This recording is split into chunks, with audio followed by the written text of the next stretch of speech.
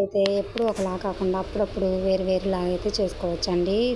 Super అంటే super అండి. ఒక్కసారి చేసుకొని తిని చూడండి ఎంత రుచిగా ఉంటుందో. పల్నాడు స్టైల్లో అయితే చూపిస్తా రండి. ఇక్కడైతే ఎగ్స్ అయితే ఉడకబెడుతున్నాను అనమాట.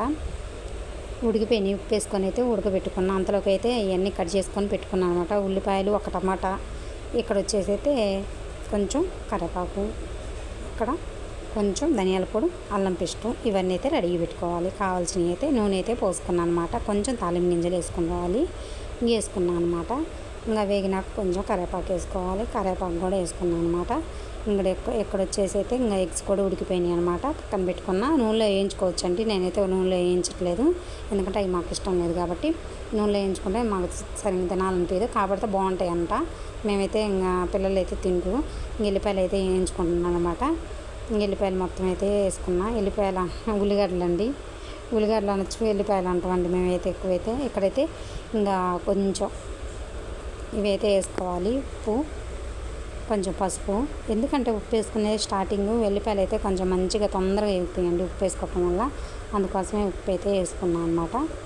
కొద్దిగా కొంచెం వేగితే చాలండి, మరీ నల్లంగా వేగాల్సిన అవసరం లేదనమాట. ఎందుకంటే ఇది కూర కాబట్టి, ఈ తాలింపు పాలకు కాకుండా కొంచెం కూర కాబట్టి అల్లం వెల్లుల్లి పేస్ట్ అయితే వేసుకుంటున్నాను అనమాట. కొద్దిగా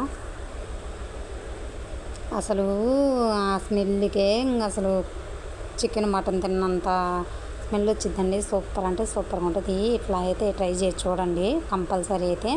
ఇంకా టమాటా అయితే వేసుకున్నాను అనమాట. అవి కొంచెం వేగినాకైతే ఈ టమాటా కొంచెం వేగంగానే ఒకసారి కదుపుకోవాలన్నమాట. కదుపుకున్నాక ఇవైతే ఇంకా పక్కన తొక్క తీసి పెట్టుకోవాలన్నమాట. ఇంకా వేగిపోయినాయండి. కొద్దిగా అయితే కారం అయితే వేస్తున్నాను అనమాట. బాగా అయితే కలుపుకోవాలన్నమాట. కారం వేసి మీకు తగినంత వేసుకోండి. బాగా చూడండి ఎట్లా ఉడికిపోయిందో. అసలు ఇందాకలా పచ్చి పచ్చిగా అనిపించినాయి కదా, మొత్తం కూర అంతా ఉడికిపోద్దండి. ఇంక ఎగ్స్ అయితే వేసుకుంటున్నాను అనమాట. కొద్దిగా అన్నీ కొంచెం నీళ్ళు పోసుకోవాలన్నమాట, ఒక చిటికెడు. బాగా ఎగ్స్ అయితే ఉడికిపోయినాయండి. చూసేయండి, ధనియాల పొడి అయితే వేస్తున్నాను అనమాట. ఎంతో సింపుల్గా, ఎంతో ప్రాసెస్ తొందరగా అయిపోద్దండి. ఎంతో టేస్ట్ అయిన కూర అయితే ఎగ్ కర్రీ అయితే రెడీ అయిపోతుంది. చూసేయండి అసలు ఎంత బాగుందో చూడండి. చూస్తుంటే తినాలనిపిస్తుంది. ఓకేనా.